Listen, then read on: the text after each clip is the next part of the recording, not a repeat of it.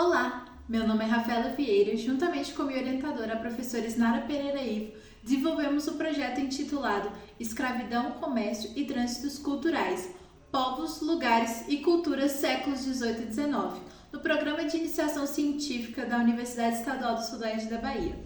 O projeto analisa a ocupação da região que abrange os sertões de Minas Gerais, com o Alto Sertão e o Sertão da Ressaca, com atenção ao trabalho de escravos e forros, analisando os percursos desses indivíduos, bem como a criação de caminhos que ligavam os sertões a outras regiões com a costa do mar, mostrando a importância desses caminhos não apenas para o desenvolvimento comercial, mas também para o povoamento desses territórios. A pesquisa é baseada em distintas fontes, como inventários, testamentos e registros fiscais, com o objetivo de fornecer uma nova perspectiva sobre os povos que ocuparam os sertões. A mestiçagem no Brasil, ela é resultante da colonização e do trânsito de produtos e pessoas pelo mundo moderno. Nas capitanias da Bahia de Minas Gerais, no século XVIII e XIX, influenciado tanto pelo comércio quanto pela febre do ouro, houve um fluxo gigantesco de mercadoria e pessoas buscando atividades que lhe rendessem lucro. Homens, que também eram mulheres, eram divididos e classificados por qualidade, que é a descrição usada pelos termos branco, preto, negro, mulato, entre outros, e a condição social, que designava se ele era livre, escravo ou forro. Na América Portuguesa, a noção de branco livre e escravo negro não se aplicava mais. Essas novas nomenclaturas se encaixavam muito melhor devido a essa pluralidade cultural. Agora, escravos, forros e libertos estavam inseridos em diversas atividades e eram ativos na sociedade, participando da conquista de terras que antes se limitavam às margens do Rio São Francisco, caminhos de Salvador para Jacobina e sertões das divisas de Minas Gerais. Alguns desses homens se sobressaíam, acumulando bens, acabavam se tornando donos de escravos e casando-se com pessoas de qualidade superior, como o caso do sertanista português preto forro João Gonçalves da Costa, que juntamente com outras famílias, como os Lopes Noitinho, acabavam dominando a região. O uso de inventários como fonte nos traz informações culturais de ordem econômica, política e administrativa.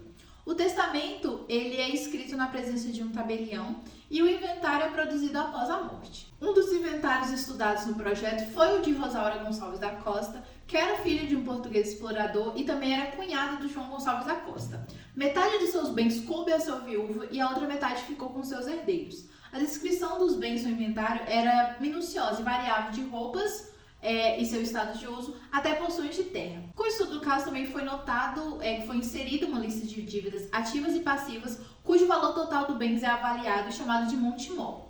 Dele é retirado o valor das dívidas, os gastos do funeral e o restante é partilhado.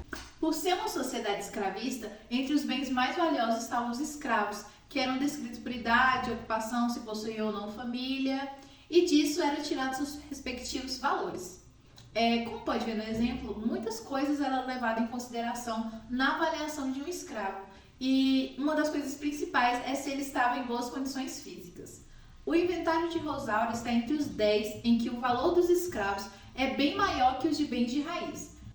Com esse fluxo de pessoas que acabaram se instalando nesses locais, somado à mobilidade social, o acúmulo de bem e o casamento entre esses diversos indivíduos, as famílias dos sertões baianos eram em sua maioria mestiça. O próprio João Gonçalves da Costa era um preto forro, que fora escravo, conquistou terras e seus descendentes firmaram-se como homens bons, assumindo cargos administrativos.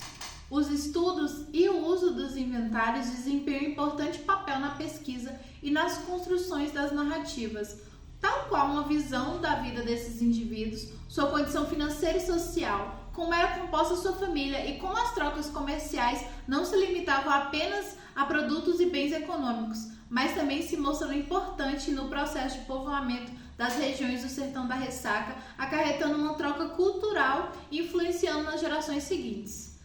Com isso, levando em consideração a importância de se falar sobre mestiçagem no Brasil, os estudos nos guiam para além entender o processo de formação de uma região baseada na vida de indivíduo, as estratégias de mobilidade social e o surgimento de uma cultura mista. Com isso, eu quero agradecer a FAPESB pelo apoio financeiro e Isnara pela orientação.